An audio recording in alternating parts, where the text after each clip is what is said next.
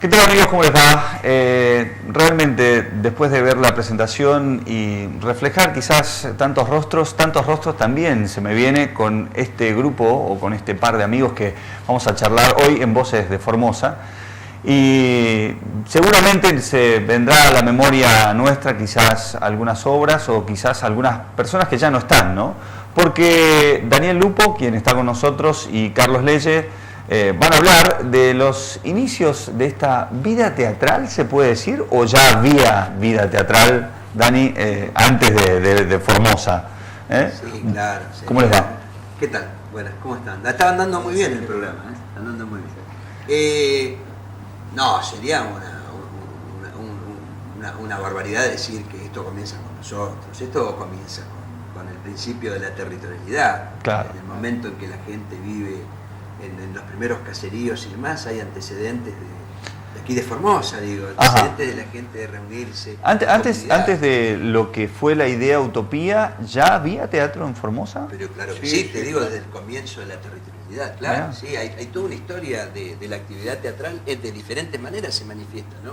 Que comienza con los primeros pobladores, con la presencia después de la llegada de los inmigrantes, la actividad artística y de velada que había en la provincia, en los diferentes lugares de la provincia. Visitas de compañías extranjeras que venían a Formosa, Formosa en los barcos. Hay antecedentes de pasaban los barcos, bajaban las compañías extranjeras. Claro, las compañías teatrales que también hacían radioteatros que después los llevaban a la escena. Hay un simiente que tiene que ver con esta idea. Por eso esa explosión que tiene hoy la gente que ha adoptado, y en poco tiempo, ¿no? Que ha adoptado el teatro como ese el lenguaje escénico como uno de los momentos y acontecimientos culturales en vivo que produce. Sí, hay que decir que hay un reverdecer teatral post-dictadura, ¿no? Claro. Eso también hay que decirlo. Obviamente en estos años oscuros de la dictadura digamos, estuvo prácticamente ausente, pero había poca actividad. Había muy poca actividad y después bueno hay un reverdecer. ¿Y cómo es que Daniel Lupo viene a Formosa con esta idea y empieza a hacer teatro? Yo creo que soy el remanente de una generación que había apostado a un cambio muy grande en nuestro país, que no fue como no fue. Si bien yo no soy de la generación del 70 directa, pero sí como guía teníamos los compañeros de la generación del 70. Por un tema de tiempo físico. Yo tengo 56 y esos compañeros tienen 66, 10 años más o menos de diferencia, que eran nuestros referentes. Y bueno, uno se fue conformando en esa escuela, donde la actividad cultural era una actividad de militancia, una actividad que estaba muy vinculada también a la política. Y bueno, nos tocó eso. Yo viví el 73, con la asunción de Cámpora al gobierno, Perón al poder. Hacíamos como jóvenes, caminábamos las marchas y hacíamos nuestra actividad teatral. Yo siempre estuve vinculado a la actividad teatral, de muy chico, porque tuve la suerte de tener esas escuelas, que tenía escuela de oficio donde había danza, pintura, que habían quedado de la primera etapa del peronismo, esas escuelas de oficios que teníamos danza, teatro, pintura, qué sé yo, que eso era irreversible, no se podía sacar eso de la escuela. En un momento, era un lugar de contención. En un momento hay un clic donde decís, bueno, de esto voy a vivir o a esto me voy a dedicar. Sin ninguna duda. A los 16, 17 años yo tenía absolutamente seguro que yo iba a vivir de la actividad teatral. La tenía muy. Después viene el golpe militar, bueno, pasó lo que pasó, yo me voy a Buenos Aires ya con el objeto de profesionalizarme. Y en esa época no es como ahora, y gracias a Dios que claro. ¿no? ¿Por qué? Porque ahora hay un chico entre los 16 y 17 años, cuando decide una profesión, si no se quiere ir al Chaco a estudiar, se puede ir a estudiar a Misiones, si no se queda acá a estudiar o gestión cultural o a estudiar la carrera de teatro, y en el mejor de los casos se va a Luna a estudiar a la universidad. En esa época era imposible. Y como yo realmente tenía muchas ganas de estudiar, en esa época, jóvenes pobres además, no eran chicos de clase media alta ni nada, la única posibilidad de acceder a estudios superiores era a los países socialistas. Claro. A lo cual yo me gané un par de becas en los países socialistas. Cuando vine a vivir a Formosa, ya en la época de la democracia, yo ya trabajaba profesionalmente. Ya estamos hablando de años 80. Sí, en los años 80 ya trabajaba profesionalmente, había hecho la escuela de Raúl Serrano, tenía toda una experiencia muy grande en el trabajo con los sindicatos, es decir, todo un trabajo que sería muy largo contarlo, pero cuando yo vine a vivir aquí, estaba yéndome a Polonia a había ganado una beca, una segunda, tercera beca internacional. Claro, Formosa tiene escala a Polonia, ¿no? Sí, bueno, A Varsovia. sí, es como Maradona, ¿viste? Se quedó por suerte para todos nosotros y para la actividad teatral de Formosa. Y bueno, y ahí vine a trabajar acá. Yo estaba trabajando en la Comedia de la Provincia de Buenos Aires como director. Yo ya tenía una carrera profesional, ya estaba trabajando, era joven, pero tenía muchísimo trabajo. Tenía 25, 20, pero yo tenía muchísimo. Yo a los 25 años dirigía 3 salas en el sur por concurso nacional, es decir, tenía una actividad profesional. Yo era un tipo de la profesión. Y cuando vine acá me gustó y con esa idea de, y bueno, ¿para qué irse? Ya habían empezado a volver algunos compañeros, la cosa en los países socialistas estaba muy complicada, pero muy complicada. No había, yo iba a ir con lo que en ese momento era mi compañera, Mónica Núñez, mi hijo, que era un niño, había problemas con los antibióticos y demás. Y entonces, bueno, y vengo acá y veo... Que era otra realidad. Sí. Claro, yo sabía más del Ebro que del río Paraguay. ¿Entendés? Yo sabía más de la cultura del río Ebro y decía, cuando descubrí este río, descubrí la gente que acá hay un lugar fantástico para acá. Y así fue. Y me fui quedando y vine.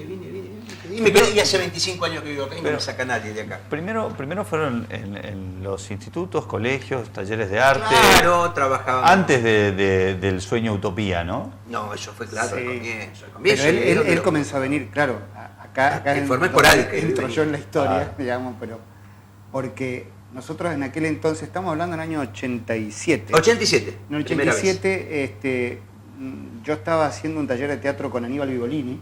Sí. Estábamos trabajando la obra Modelo de Madre para Armar, con otro formoseño, tratando de armar un espectáculo que veníamos con muchos problemas, porque no sé, faltaba gente, no sé, estábamos ensayando en lo que era la Casa de la Cultura ahí en la calle de San Martín, que ahora está el archivo histórico. Ajá. Y ahí ensayábamos. El viejo tinglado, donde había un escenario grande. Había un escenario grande y ahí estábamos ensayando. En aquel entonces conocí a Dionisio Paredes, con Juanjo Aguayo, me acuerdo de Juanjo Aguayo, que ahora está en Coordinación de Artística. Y en aquel momento un día viene Aníbal y nos dice, miren, chicos, viene un profesor de Buenos Aires que nos manda a la Dirección Nacional de Teatro y Danza, dependiente en aquel momento era Secretaría de Cultura o Subsecretaría de Cultura. Secretaría ya. Sí. Y dice un muy importante profesor que está dando cursos en todo el país, se llama Daniel Lupo, qué sé yo, y yo quiero que tomen las clases con él porque esto va a favorecer al trabajo que estamos haciendo. Ajá. Vino él, tomamos el taller, la obra se desarmó. Creo que Aníbal se arrepintió toda la vida de habernos dicho.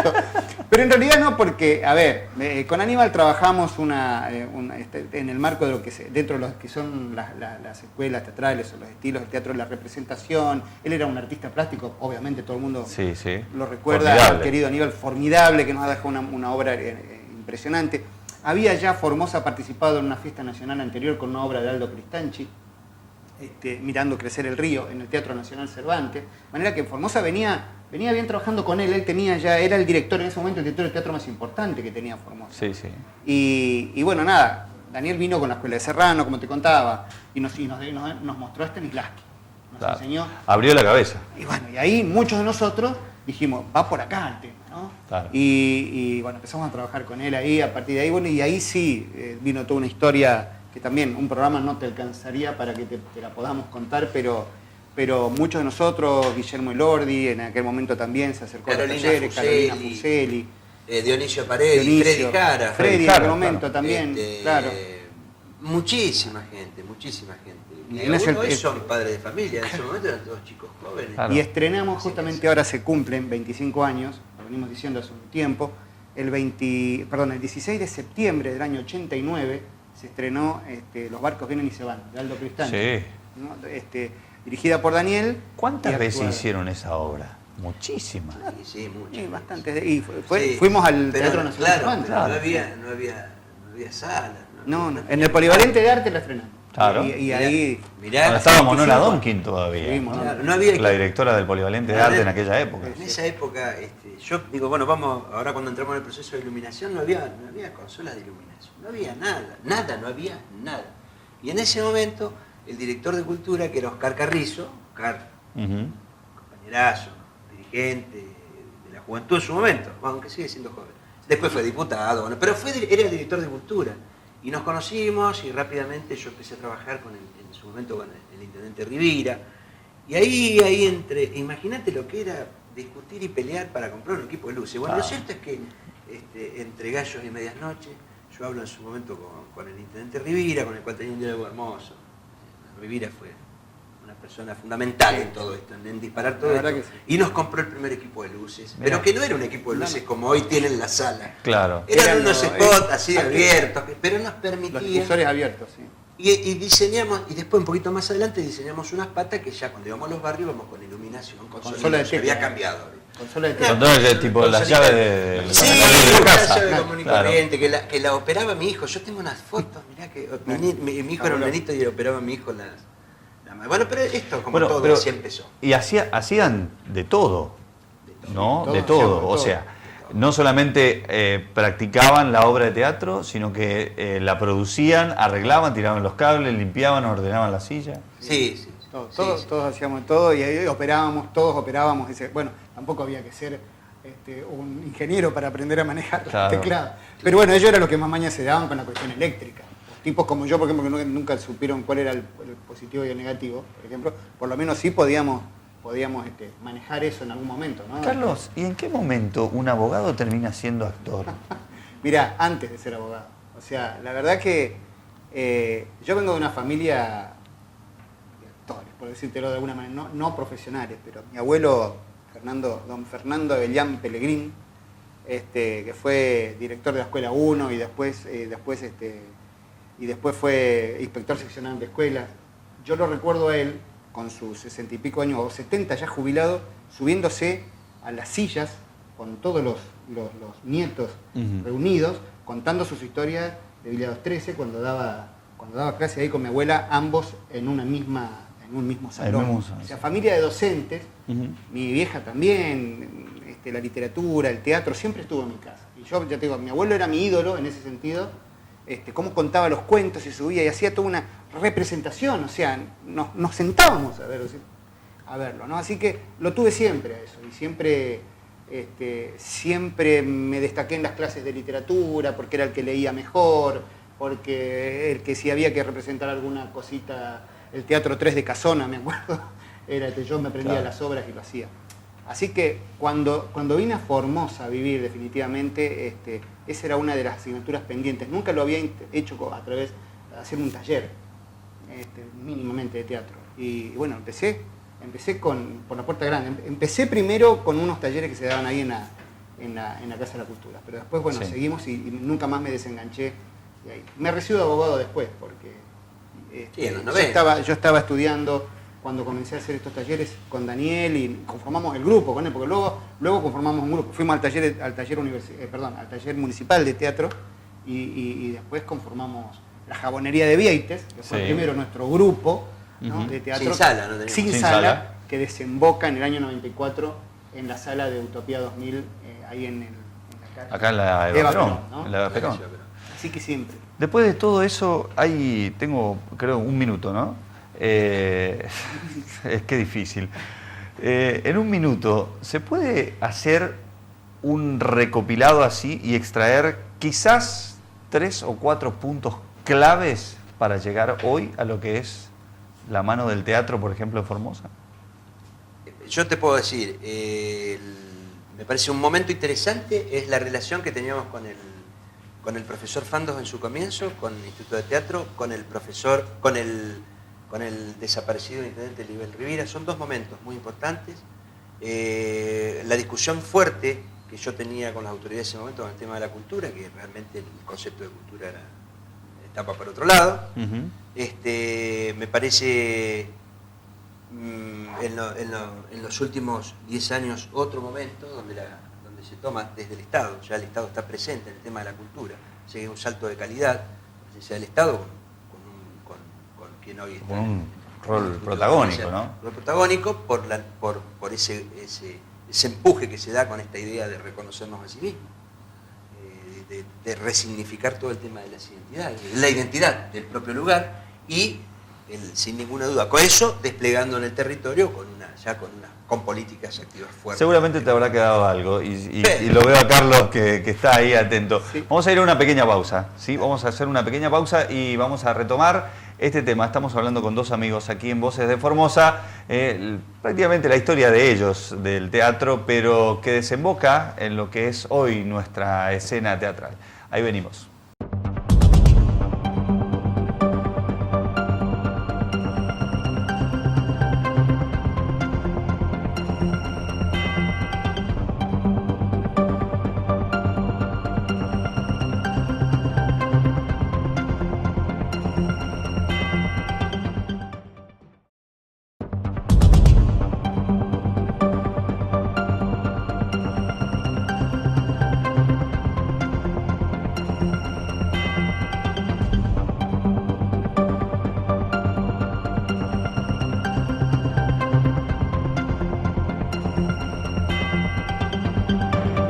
Sabía que le habría quedado algunos momentos claves, algunas trastiendas también habrán quedado, seguramente. Carlos, le había preguntado a Dani antes de la pausa algunos momentos claves así para llegar a ser, o para llegar a tener el teatro que tenemos hoy con la convocatoria. Yo creo que el público más involucrado quizás que el actor. Perdón si por ahí ofendo. Bueno, no, mira, yo coincido con él plenamente.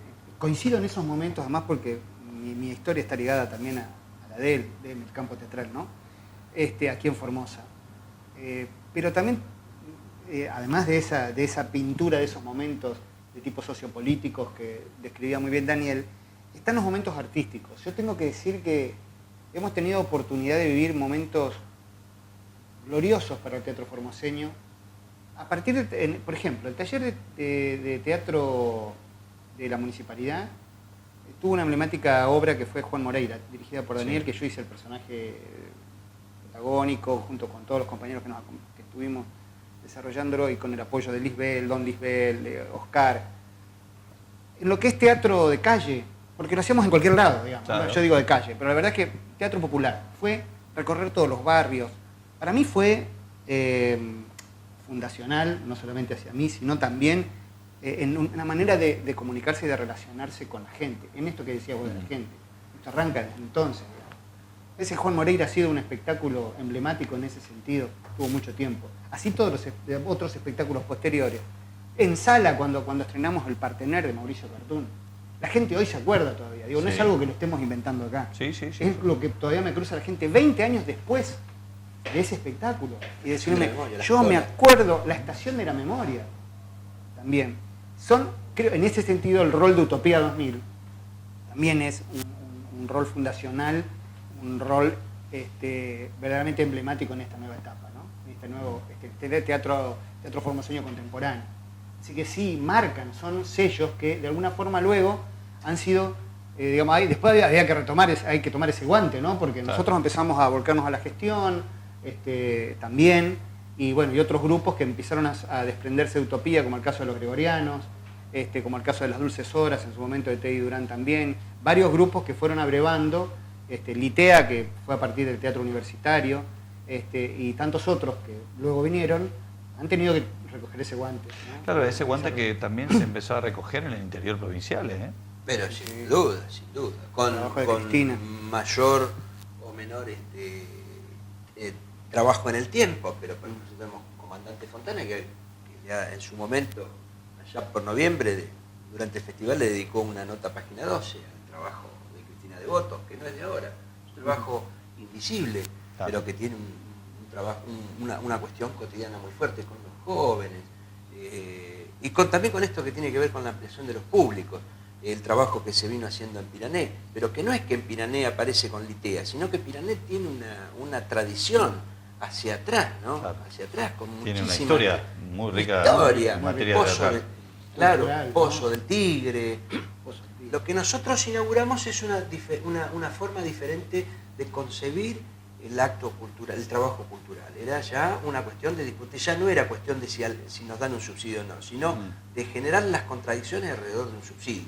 Es decir, nosotros, yo que fui quien lo llevó adelante a través de los medios de comunicación, a través de escribir permanentemente en los diarios, de salir a foros nacionales e internacionales, decir, no, la cultura se concibe desde otro lugar para que esto pueda crecer. Esto tuvo eco, bueno, fuimos como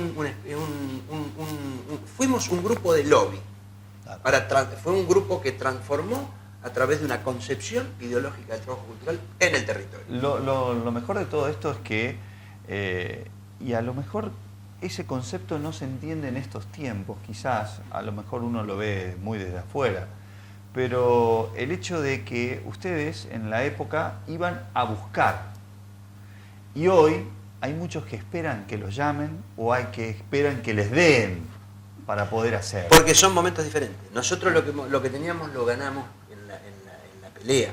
Por eso siempre digo, es muy bueno, no hay ninguna sociedad en que nada se consigue si no es a través de la pelea colectiva, de la idea colectiva de transformación. Porque cuando las cosas se dan de arriba, se cortan las intermediaciones que son los que conforman los conflictos de las sociedades. Las sociedades necesariamente para crecer necesitan conflictos. Si no hay conflictos, si no hay una elaboración colectiva a través de un conflicto para resolver algo, si se da de arriba y ese conflicto no pasa, después termina en una depresión. ¿Por qué? Porque te lo dan. También es cierto que lo que se tiene, ¿no es cierto?, a nivel, por ejemplo, de posibilidades, de nuevos derechos, como es el caso, en nuestro caso particular, en nuestro sector, la Ley Nacional del Teatro 24.800 del año 98, ha sido, digamos, resultado de una larga lucha, claro, ¿no es cierto? Y que nosotros seguimos, por la cual seguimos militando, digamos, ¿no? Pues es un trabajo de militancia. Estamos hablando más de 30 años de historia. Absolutamente. Entonces, digo, de pronto, bueno, nosotros no teníamos Ley Nacional de Teatro en aquel momento, la tuvimos después y desde luego, bienvenida sea, por supuesto. Pero cuando Daniel hablaba de eso, de ese equipito de luces con tecla y tachos, digamos, no estaba la Ley Nacional de Teatro, no teníamos posibilidad de nosotros recibir un subsidio que nos permita. Hoy sí, hoy un elenco formoseño de cualquier parte de la provincia y de cualquier parte del territorio nacional tiene la posibilidad de acceder a un subsidio para producir su espectáculo, para tomar una beca, para recibir una asistencia técnica o comprarse equipamiento. ¿Cómo hubiese sido la vida de Carlos abogado y no actor? Mirá, ¿llegaste a ejercí durante 10 años de manera regular la profesión, ¿no? Amo la profesión, yo sigo siendo abogado, ¿no? Y la verdad que la estudié y la ejerzo y amo profundamente la profesión, me gusta muchísimo. Ahora siempre digo que soy abogado en mis ratos libres, digamos, ¿no? Ahora es al revés. Disfruto cuando tengo otra vez una cercanía a algún expediente o a estudiar o investigar, ¿no? Esto del conflicto se ve que me acompaña. Sí. También el conflicto en el teatro, como decía Daniel hace un rato, es esencial. Pero no, quiero mucho la profesión, pero desde luego en este momento estoy muy volcado a la gestión cultural y siempre con mi beta artística que no puede pasar mucho tiempo sin que me suba a un escenario porque si no me muero. Esto que actores como ustedes sembraron hace 30 años atrás y tiene un resultado de un furor en el teatro de formoseño hoy, con muchos más, ¿no? Y obviamente muchos condimentos que han surgido a lo largo de estos 30 años. ¿Cómo se sostienen? ¿Cómo van a perdurar en el tiempo? ¿Van a venir otros momentos? Quizás claro, sí, que ustedes estén involucrados en la gestión hoy, dirigiendo y también ¿delegan responsabilidades? ¿Tienen equipo de trabajo? Sí, por supuesto, eso es lo importante. Estamos, hoy día la verdad es que, es más, creo que nosotros nos vamos a dedicar nuevamente él a dirigir y yo a actuar. Sí, de cualquier manera, en los próximos 300 años yo no me voy a morir. Conmigo van a tener sorpresa para rato, porque... No. Sí, pero lo que sí... Mira, porque hay otra cosa, que diga esto. Él nunca fue, ni yo en la misma escuela, ni ninguno de nosotros fuimos egoístas en esta construcción. Absolutamente, de modo que todo está dado. Siempre hemos trabajado con la... dando la posibilidad de que se generen nuevos espacios y formando gente. Ha sido siempre una escuela de formación, no solamente en lo teatral, sino también ahora en la gestión. No, y además también este proceso que ha vivido el coterráneo, el ciudadano de Formosa, el que vive en es de una complejidad que a veces ni siquiera los propios entienden. Digamos, en los próximos 10 o 15 años, y quizás en los 10, entre los 10 y 15 años, va a haber, es tan potente lo que ha pasado en los últimos 10 o 15 años en esta provincia. Solamente tener en cuenta en lo que es el trazado infraestructural. O sea, ahí hay para escribir 50 libros sobre lo que se le avecina al ciudadano de Formosa en esa nueva arquitectura. ¿Y sobre eso te lo habías imaginado? Claro que sí. Yo siempre fui muy ¿Vos optimista. Yo que soy de la imaginás generación- obras o que por ahí dirigís en tu propia mente tras 2 minutos de café y libros, quizás? No. ¿Pensaste que llegarías a este resultado o que esto se Yo creo que transformaría no, en esto? no, yo creo que no hemos llegado todavía. Creo que tenemos que seguir trabajando. Tenemos que ser lo suficientemente inteligentes para estar... La intelectualidad no puede estar detrás de un proceso, corriendo al carro. La intelectualidad, la gente de la cultura, que tiene esa posibilidad de tener herramientas de análisis, tiene que estar por delante. Pero ¿qué pasa? Que ha sido tan arrollador este proceso, que muchos quedaron atrás. Atrás no pueden ver lo que está pasando. Por eso te digo, ni siquiera los propios. Y ahora el problema es, para esa gente que se quedó atrás, digo que los chicos de 12 años que están yendo al teatro ahora, Sí. esos son ese futuro del que estás hablando, eso es lo que Sí, se viene. sí, sí. Pero esos chicos de 12 años ya vieron teatro hace 10, Claro. cuando tenían 2 años y pudieron ver al payaso en la plaza. Claro, no, y además lo vieron en condiciones infraestructurales que nosotros no tuvimos No, esa sí. posibilidad. Nosotros, mi generación, te digo. ¿Sí? Pero hoy un chico de 17, 18 años puede estudiar teatro en Formosa, puede ir al teatro de la ciudad, donde puede acceder, donde tiene equipamiento de última generación, puede ver 30, 40 compañías o más por año en la programación de las diferentes salas. Si no es lo mismo, te digo, en los años 90, con un gobierno del mismo signo político y demás, era prácticamente imposible discutir esto, que por ejemplo un elenco vaya en avión a Ushuaia, te querían mandar en colectivo. Eso de que hoy esto es imposible que eso además, suceda. ¿y sabes qué? No vamos para atrás. Y la exportación de espectáculos formoseños, esto también me hizo recordarlo, ¿no? Pero los espectáculos de Formosa están viajando al exterior, están viajando a otras provincias. Y es permanente eso, y tienen apoyo, y además tiene que ser así, no hay que hacerle un monumento a nadie. Y de la misma Claro. gente, Esto porque es el Estado presente, Sí. con lo que tiene que hacer. Y esto Claro. es lo que nosotros tenemos que expresar. Que no se Y puede si no mirar nos de tenemos costado. que ir, que nos No se peguen puede una mirar de patada en el costado. culo. La realidad es esa. Chicos, muchas gracias por venir. Gracias Sergio, por compartir gracias. fragmentos. A lo mejor fueron muy rápidos de la historia, porque es como ustedes dicen, quizás podríamos estar meses hablando. Programas enteros, que anda y muy bien. programas enteros. Así que te Así felicito muchas por el gracias. programa. A Héctor, a todos los chicos que están trabajando. Gracias por venir. Daniel Lupo, Carlos Leyes, 2 amigos, 2 grandes actores, protagonistas y 2 voces de Formosa. Volvemos. Chao.